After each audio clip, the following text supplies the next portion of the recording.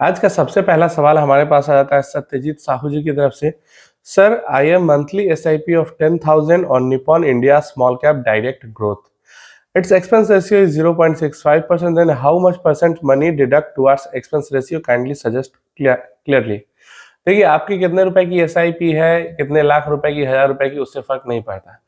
Total जो आपकी holding कितनी है, इससे फर्क पड़ता है। आपकी 10,000 की SIP है, लेकिन प्रॉफिट और इन्वेस्टेड अमाउंट मिलकर 10 लाख रुपए आपके निपॉन स्मॉल कैप फंड के अंदर में है, होल्डिंग है।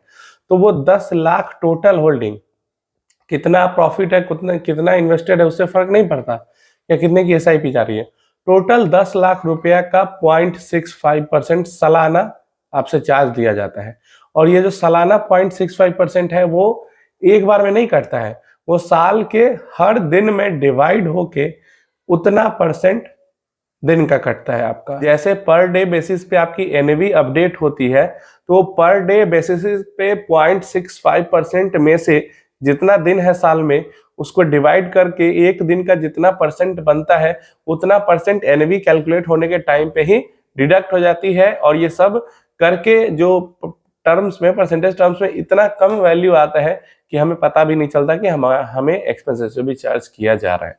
तो SIP कितनी है, प्रॉफिट कितना है, होल्ड इन्वेस्टमेंट कितनी है, उससे फर्क नहीं पड़ता। आपकी टोटल होल्डिंग किसी फंड में कितनी है, उस पर डिपेंड करता है कि कितना आपका पैसा कट रहा है। तो जैसे निपॉन स्मॉल कैप में 100 रुपए में से साल का 65 पैसा साल का निपॉन स्मॉल कैप आपसे ले रही है। तो वैसे ही आप कैलकुलेट कर लो कि आपकी अगर 10 लाख की होल्डिंग है, 50 लाख की होल्डिंग है, 1 करोड़ की होल्डिंग है, तो साल का कितना रुपया आपका हो जाता है। नेक्स्ट जो क्वेश्चन है, ये काफी सारे लोगों ने पूछा है। क्वाइन का नाम लेके कोई पूछ रहा है, कोई ग्रो का नाम लेके पूछ रहा है, कोई एंजल वन का नाम लेके पूछ रहा है, लेकिन या फिर कोई ऐसा भी पूछ रहा है कि अगर हम 5,000 रुपए इन्वेस्ट करते हैं तो 5,000 पूरा का पूरा तो इन्वेस्ट होता नहीं है, 4,999 पॉइंट समथिंग रुपीज इन्वेस्ट होते हैं।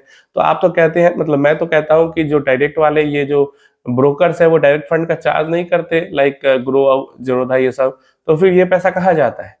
पूरा 5 का 5,000 क्यों नहीं इन्वेस्ट होता? तो पूरा 5 का 5,000 इसलिए इन्वेस्ट नहीं होता कि चाहे आप किसी तरीके का ट्रांजेक्शन करो स्टॉक मार्केट में, सरकार किसी न किसी रूप में आपसे पैसा लेने के लिए वहां पे बैठी हुई है। यहाँ पे सरकार आपसे स्टैंप ड्यूटी के रूप में कुछ परसेंट आपके इन्वेस्टमेंट का ले लेती है। ये जो 5,000 रुपए में से 4,999 पॉइंट समथिंग जो इन्वेस्ट होता है, तो ना वो पैसा एसेट मैनेजमेंट कंपनी के पास जाता है जो वहां पे कटा, और ना वो पैसा ब्रोकर के पास जाता है। वो पैसा डायरेक्ट जाता है सरकार के पास। मतलब जिस ट्रांजेक्शन पे ब्रोकर कुछ नहीं कमा रहा, जिस ट्रांजेक्शन पे एसेट मैनेजमेंट कंपनी कुछ नहीं कमा रही, वो ट्रांजेक्शन पे भी सरकार को हमसे पैसा चाहिए ही चाहिए, उस टाइप के ट्रांजेक्शन पे भी। तो ये चीज होती है। अभिनय कुमार जी का क्वेश्चन है, कुछ समय के लिए मार्केट से बाहर निकलने का समय आ गया है, अपना प्रॉफिट बचाओ और मार्केट से कुछ समय के लिए दूर रहो। ये टाइप के भी बहुत सारे कमेंट्स आए हैं पिछले 2-3 दिनों में, कि कोई कह रहा है कि 30, मतलब सभी यहाँ पे एस्ट्रोलॉजर बन जाते हैं ना। कोई कह रहा है 30% उठेगा, कोई कह रहा है 20% उठेगा, कोई कह रहा है 23,000 के लेवल पे जाएगा, अभी प्रॉफिट में हो अगर तो भाग जाओ, निकल जाओ, मार्केट गिरेगी बहुत ज्यादा ना। ऐसे कई सारे टाइप के प्रेडिक्शन लोग कर रहे हैं कमेंट बॉक्स के अंदर में। तो मेरी बात, अगर आप इन लोगों से इन्फ्लुएंस हो जाते हो तो ये आपकी गलती है। गिरावट और रैली, फॉल और रैली दिन और रात की तरह होते हैं। जो रात में सरवाइव कर गया, वो अगले दिन का उजाला देख पाएगा और उसका मजा ले पाएगा। लेकिन जो रात में ऐसा सोच लेगा कि अब तो अंधेरा हो गया, अब तो जिंदगी खत्म है, दुनिया खत्म है, अब तो उजाला कभी होगा ही नहीं, तो उसकी जिंदगी में दोबारा उजाला सच में नहीं होता है। तो अगर आपको आफ्टर फॉल वाली जो रैली होती है उसका मजा लेना है, तो फॉल के अंदर आपको बना रहना पड़ेगा। नहीं नया इन्वेस्टमेंट होता है, लेकिन जो भी इन्वेस्टमेंट है उसके साथ होल्ड करना पड़ेगा, पेशेंस के साथ, तभी अगली रैली आएगी, उसका फायदा उठा पाओगे, मार्केट से निकल जाओगे। ये सोच के कि बॉटम फिशिंग हम कर लेंगे, जब मार्केट का एकदम बॉटम बनेगा, हमें पता चल जाएगा, तो फिर आपको कुछ पता नहीं चलेगा। आप गिरावट की जो अपॉर्चुनिटी थी और खरीदने की भी, उसको भी मिस करोगे, और साथ साथ अगली जो रैली आने वाली होगी, जब रैली आ जाएगी, खत्म हो जाएगी, तब आपको समझ में आया कि रैली भी आके चली गई। तो मार्केट के टाइम हर समय पे बने रहना, ये सबसे बढ़िया स्ट्रैटेजी होती है। बड़े से बड़े धुरंधर इन्वेस्टर हुए हैं, वो भी हमेशा सजेस्ट करते हैं कि मार्केट के अंदर ऑलवेज इन्वेस्ट रहना चाहिए।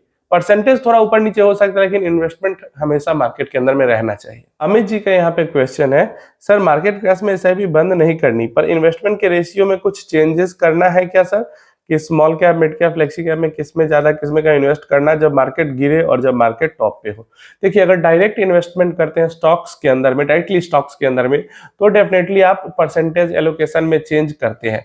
लेकिन जब म्यूचुअल फंड के अंदर आप इन्वेस्ट कर रहे हैं तो आपको ऐसा कुछ भी यहाँ पे प्ले करने की जरूरत नहीं है। वो प्ले फंड मैनेजर के ऊपर आप छोड़ दें। आप यहाँ पे देखो, म्यूचुअल फंड में इन्वेस्टमेंट का क्या लॉजिक होता है कि सबसे पहले हमने एक गोल डिसाइड किया, उस गोल के अकॉर्डिंग हमने ईयर, कितना साल उस गोल को कंप्लीट होने में लगेगा वो डिसाइड किया, और जितना साल लगेगा उस उतनी होल्डिंग पीरियड के अकॉर्डिंग हमने फंड सेलेक्ट किया, कैटेगरी सेलेक्ट की फंड की, और कैटेगरी सेलेक्ट करने के बाद हमने क्या एक्सपेक्टेशन एक लगाया कि हाँ 12% या 15% या 18% रिटर्न इसमें से निकल सकता है, और उसके अकॉर्डिंग हमने जो टोटल अमाउंट हमें चाहिए और इतना परसेंट के अकॉर्डिंग इतने सालों में कितने एसआईपी की जरूरत होगी वो हमने एसआईपी स्टार्ट की है। क्लियर है?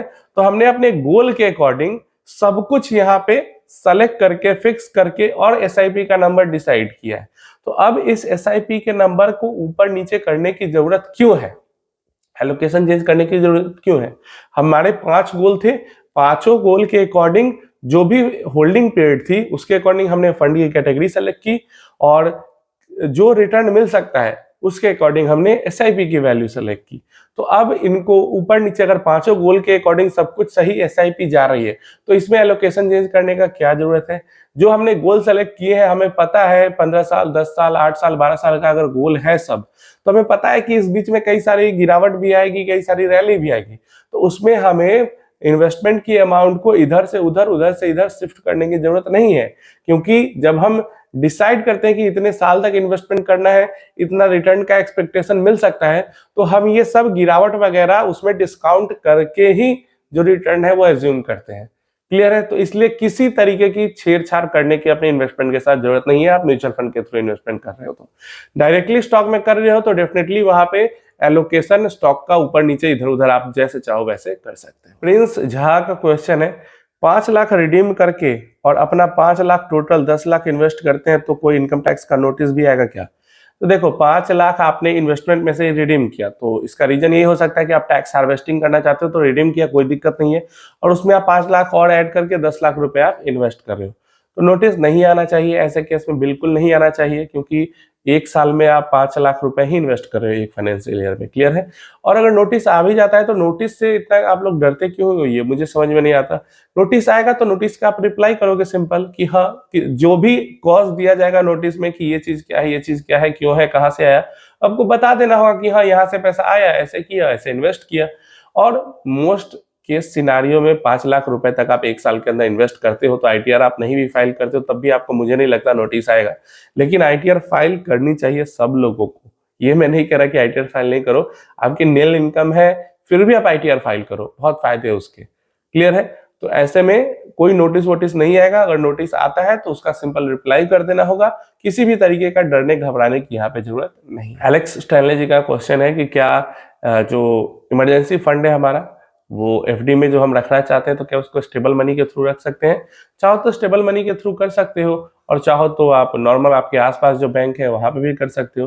लेकिन ये जरूर आप ध्यान रखना कि आप जो इन्वेस्टमेंट कर रहे हो, जैसे 10 लाख रुपए का अगर आपका इमरजेंसी फंड है, तो 3 करके 3 स्मॉल फाइनेंस बैंक के अंदर उनकी एफडी करो, जिससे कि आपकी रिटर्न्स भी हायर रहेंगे, और अगर बैंक बंद भी हो जाती है तो आपका पैसा लॉस नहीं होगा, क्योंकि 3 लाख रुपए ही है। तो 3 लाख रुपए का 4 होने में, फिर 5 होने में बहुत अभी टाइम लगेगा, और 5 से जब ऊपर जाएगा तभी तो वहां पे अगर बैंक बंद होता है तो लॉस का 5 लाख रुपए तक तो आरबीआई का इंश्योरेंस है ही वहां पे।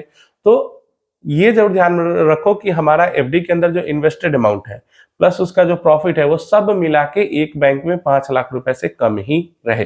चाहे स्मॉल बैंक हो, चाहे लार्ज बैंक हो, कहीं भी हो, सब आरबीआई से इंश्योर्ड होते हैं। तो 5 लाख से जब तक नीचे रहेगा एक बैंक के अंदर में, आपका पैसा सेफ रहेगा। चाहे स्टेबल मनी के थ्रू करो या फिर डायरेक्टली करो, मैं प्रेफर करूंगा कि डायरेक्टली ही कर लो। और अगर स्टेबल मनी यूज भी करते हो तो आप अपना टर्म कंडीशन वगैरह सब कुछ अच्छे से पढ़ लेना कि क्या होगा। मैंने ना आज तक डाउनलोड किया है ऐप, ना ओपन किया, इसलिए मुझे ज्यादा जानकारी इसके बारे में नहीं है। लेकिन आप अगर करते हो तो अगर ऐप बंद हो जाती है या क्या कैसे कुछ भी होता है तो टर्म कंडीशन क्या है वहां पे एफएक्यूज में सब कुछ होगा ही जरूर, आप उसको जरूर पढ़ लेना। वैसे अगर डायरेक्टली स्टेबल मनी बीच का बस एक तरीके का ब्रोकर है और डायरेक्टली आपका पैसा अगर जा रहा है सामने वाली बैंक के अंदर में, तो वहां पे मुझे लगता है कि पैसा को कुछ होगा नहीं, पैसा इधर उधर नहीं होगा, लेकिन फिर भी आप एक बार पढ़ जरूर लेना। तो ये थे आज के सारे सवाल जवाब। आपकी राय इन सब के बारे में क्या है नीचे कमेंट बॉक्स में जरूर बताना, और आपका कोई क्वेश्चन आंसर कोई टॉपिक पे आपको जानकारी चाहिए तो वो भी नीचे कमेंट बॉक्स में जरूर पूछ लेना।